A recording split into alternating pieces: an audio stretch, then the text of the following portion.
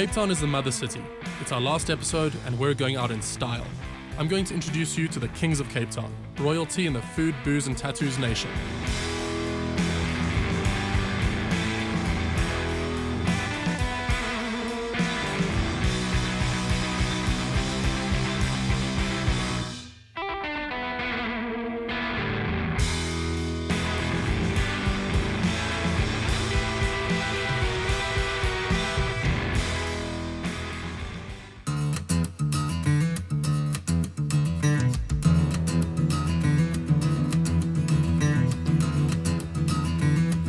Welcome to my world. It's food, it's booze, it's tattoos. Join me as I go on an epic road trip across South Africa. We're gonna eat, we're gonna drink, we're gonna get tattooed.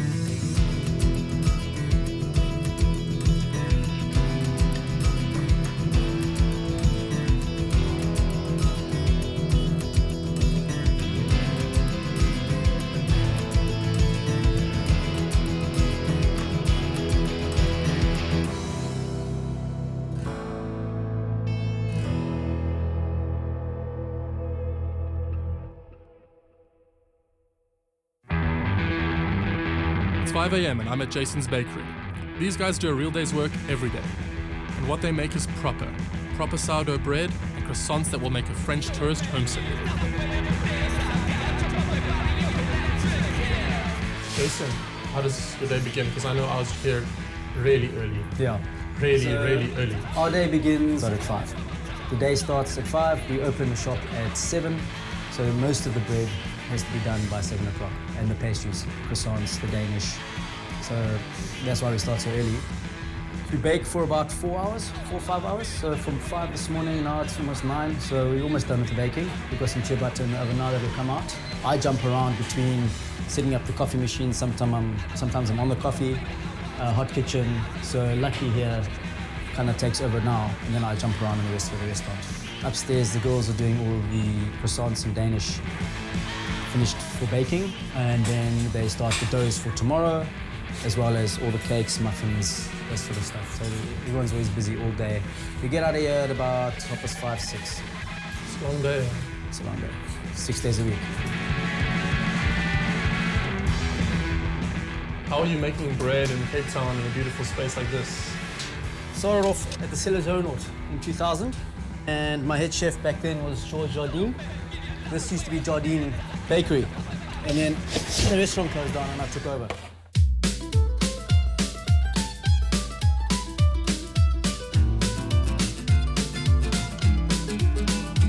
I was working head pastry chef at Bezula Resort Hotel and Spa in Neisner, where I met Marcus Fabinger, who's probably, I think, the guru, definitely the guru of baking. And that sparked my interest in baking. Started messing around after hours at work, and then George phoned me and he said, would I be interested in opening a bakery? So I said, yeah, sure. So we came down and I didn't know anything about baking at all. I just baked every day, and eventually we opened in August of that year, and it's been crazy since then.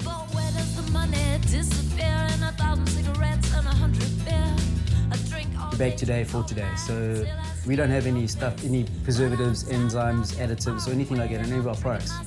When you're saying the best of, what do you mean? Are you looking at the best flour that you can get? Yeah, so this loaf, for instance, the sourdough, Bree Street sourdough, and it's named that because it's naturally leavened, so there's no baker's yeast in it. It's pre-fermented for 24 hours. It takes 72 hours to produce this one loaf. We started this on Monday. The acidity levels in this and the long fermentation process make it both low GI, as well as the gluten is way more easier to digest than any other loaves. All right, so this is the Bree Street sourdough. The bake consists of it's in thirds, the bake for this bread. So the first third of the bake is a moist bake, which allows the bread to expand. This one was a slice down the side, so it just opens up. And that allows your loaf to expand. So you'll proof this loaf to about 90% outside of the oven. And once it goes in, the yeast starts to heat up and gets really active. And once it hits 60 degrees internal temperature, it's called thermodeath temperature. It's pretty rad. The yeast dies. Okay, but until that time, it's really active and it expands. When you come around, your brown eyes. All right, let's taste. All right. No, I don't care. So what we're going to do is when you taste, you're going to taste it without butter. And you're going to taste the crust and the crumb. That's what you're looking for. You're looking for a nice crust and a great crumb. Only bad bread is eaten straight out of the oven. This you got to allow to cool down, and then you can reheat it if you want to. But it's still, flavors are still maturing and developing as it cools down. Real bread tastes like something. Yeah.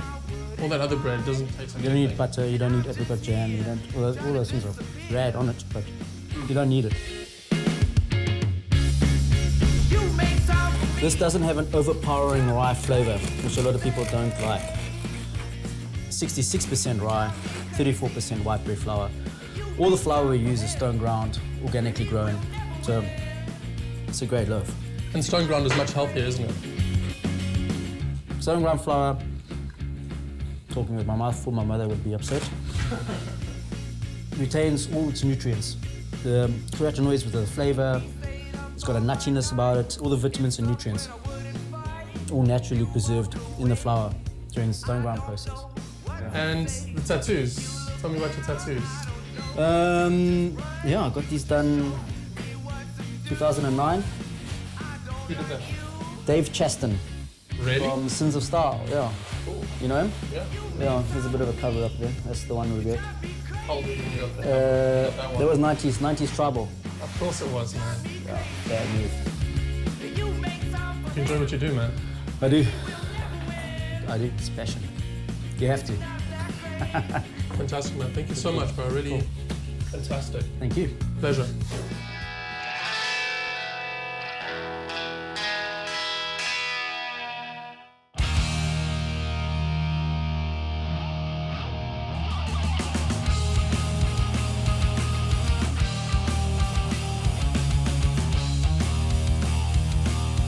House of Machines is home to the hardest rock, raddest bikes, and the best cocktails. And with Brad at the helm, it's going to be about quality. Quality in all things. I'm Brad Armitage, this is the House Machines, and you're sitting on a little historic side street just off Green Market Square. It's part of the old slave route in Cape Town, and it's still very much a thoroughfare for people that are discovering the city. So it's not on the main strip, but we kind of like it. It's a little bit tucked away. You have to kind of discover the place. What you're drinking now is our house lager, done by Brazilians specifically for the house. What is the philosophy of House of Machines, if you have one? It's obviously very dominated by motorcycle culture, and it has a strong influence from travel in the US. But those things that we're picking up on are things that everybody can appreciate.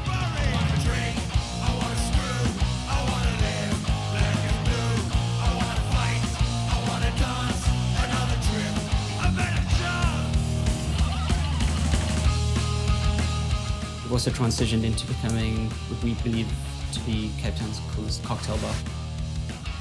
We're highly subjective. That's why we're here. Well, I think your cocktails are, they're all right. But that's the first thing I noticed when I came here a while ago, was that you had great cocktails. We've got a team of really competent bartenders that are passionate about the craft, and I think what we're trying to do is just help people broaden their horizons in terms of artisan and craft product, but make it accessible. You're making up the Death of Glory now. Yeah. Devon's twist on the Tommy's Margarita. Perfect summertime drink. What? Dev's a bit of an ice freak, so he makes all his own ice, but it's the foundation of a really good cocktail.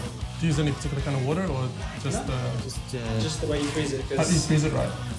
Freeze in one direction. So, for example, if that's your ice, instead of freezing all the way around, you can select the outside. Ice cakes. This is death. We're insured for death. No? Thank you, buddy. Each person that is part of the House Machines has had a cocktail named after him. This is the Death of Glory. Give that a twist and a twirl.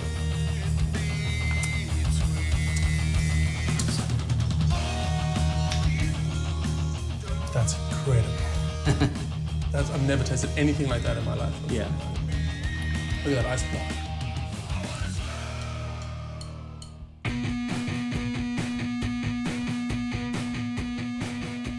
it started out as a bit of a passion project. The three of us that got the business going all have different backgrounds and just love retail, and kind of found ourselves falling back into it because we can't really help ourselves. It was supposed to be just a workshop with a coffee machine. It's now currently a very hard experience to put in a box.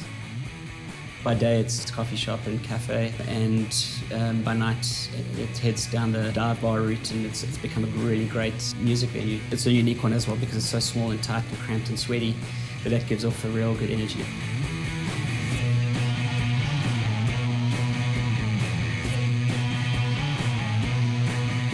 It's also a retail space for menswear and some bike gear. And then our sort of ongoing project, which is La Machina Speed Shop, is tucked away at the back. So it's all these spaces that have molded into one, which is kind of genre stripping, but it's also cool because we've had a chance to reinvent what people would perceive as a coffee bar to be, or a music venue to be. And that's what we kind of got our kick out of.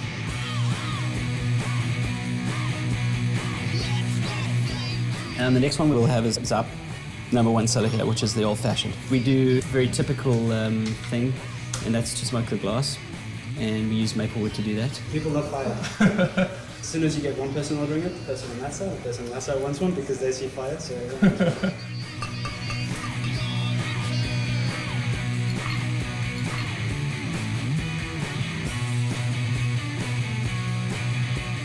you enjoy the guests, so Can you pick it up from the snout? enjoy. You're good, man. I like watching you work. I'm alright. Cheers, Jeff. Thanks. Cheers, bro. Cheers. It'll stay around there for a bit. It's subtle though. But it's, Yeah. It's there.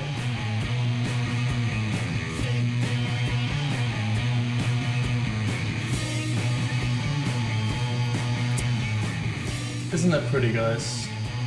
Isn't that pretty?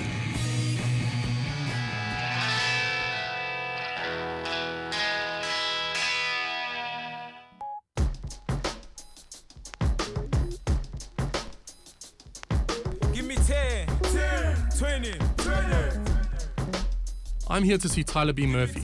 He's a king in graffiti and a king in tattooing. He's thoughtful, quiet, and philosophical. Tyler B. Murphy is an interesting guy. My name's Tyler B. Murphy. We're at Sinza Style, 35 Bateman Street, Cape Town. Tell me, Tyler, what's your history in tattooing? I started working in shops in 1995. I apprenticed for 5 years and then started tattooing. Travelled around a bit and then opened Sinza Style in Bree Street, and we shifted to Hope Street, did that for 3 years, and now we got this spot. My first passion was skateboarding. Skateboarding led me to graffiti, and graffiti led me to tattooing. So initially when I was working at the tattoo shop, working on weekends, I was still at school and I was just earning money to buy paint, basically. You've managed to become quite iconic in Cape Town. Is it something that you want to do and bring up younger artists as well? My main motivation is to build a crew, and build the shop, and that's my main artistic sort of mission, is making the shop beautiful, and making the crew work, and making the whole idea of it work. Obviously doing tattoos as well, but that's a same sort of fatherly type idea, of like making the whole big plan work, so. You were tattooing Liam today. Can you tell me about him and his tattoos? Yeah, Liam smuggled in pretending he was older than he was originally, but he got by a little bit underage. The first thing he got those on his chest were those swallows, and then quite a while later he got that big eagle and snake combo. That was the way he explained it to me. It was his coming to terms with his father leaving and him having to become the protector of the family. And from being like a naughty little dude and taking advantage of every gap he could, he kind of realized he had to come up and take charge and lead the family and be the guy. So his mom was all behind that. So even though he was still at school, his mom was like, cool.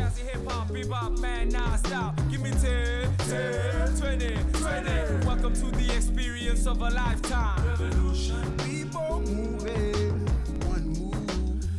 What's your tattooing philosophy? Where do you want to go with your tattooing?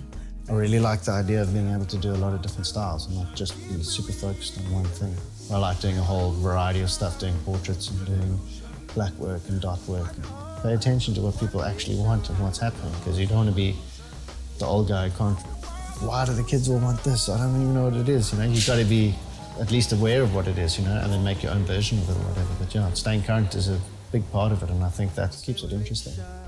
What tattoos are you interested in? I like criminal tattoos, like prison-style tattoos. My interest in hand poking came from seeing a lot of that and talking to a lot of ex-prisoners about that style. In the movie Memento, he hand pokes himself. When I was growing up watching that movie, it just kind of made sense, you know, like, oh, cool, simple. You don't have to actually use a machine. You can just dip a needle in ink and it'll be fine, you know. And then just got super into that. And one day I tattooed a dagger disappearing into a scar where he had actually been stabbed. I didn't think much of it, but then I got super excited after doing it, you know, because I was like, oh, I'll just do it the way that I saw it in the Memento movie, and it kind of all just makes sense. And then just started doing more and more and more of that and really understanding it more. And then when I was tattooing Ninja from the Antwoord, a lot of his tattoos were like inspired by prison gang symbols and things. Not necessarily numbers necessarily, but stuff that is referencing gang stuff. And I was kind of hesitant to do it there, and I started working on this documentary where we were talking to prisoners, and I got a tattoo, this chosen one, from a hard livings gangster in Woodstock, a guy called Speakerbox.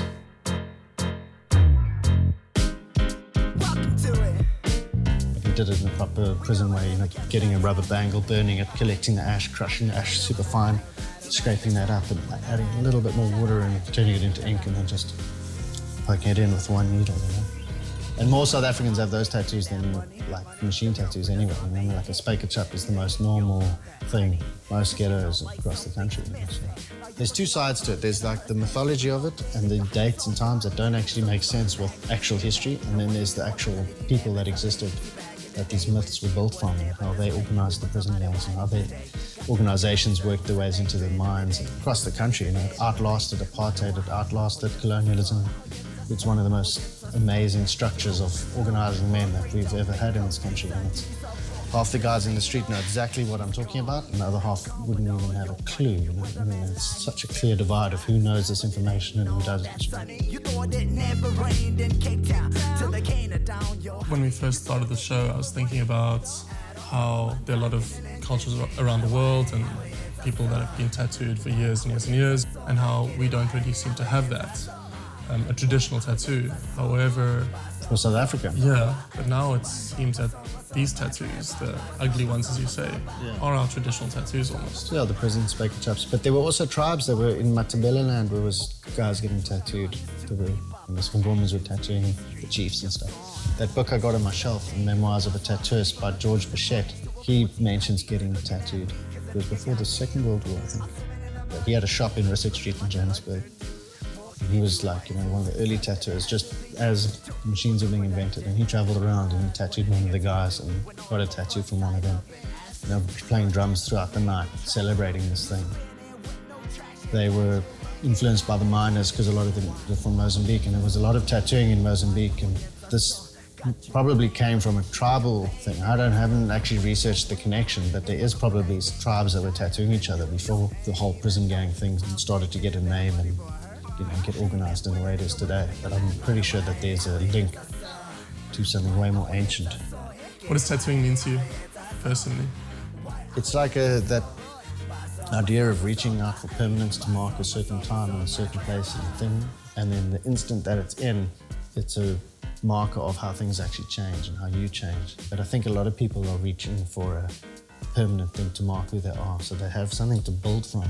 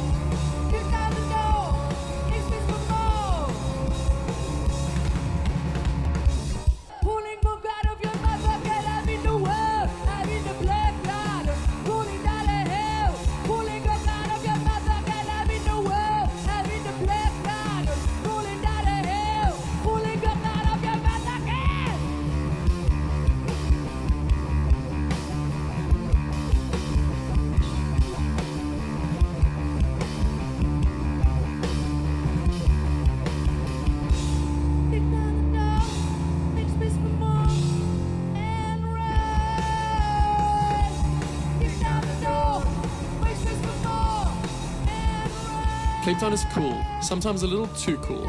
Who cares? I love being here, and I love the journey here. It's the mother city, and now I'm heading back to the city of gold. Cool journey, bro.